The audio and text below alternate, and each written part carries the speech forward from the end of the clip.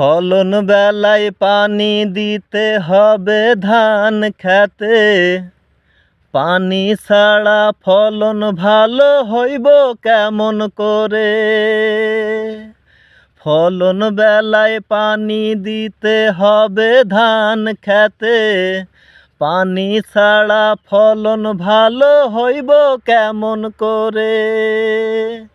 তেল আনতে যাই রে দেখো, তেল আনতে যাই রে দেখো প্রিয় কৃষক ভাই, পাম্পের মালিক বলে ভাই রে তেল তো আমার নাই, এই সাতক্ষীরা জেলায় কত মানুষ আছে দেখো আমার প্রিয় কৃষক ভাই।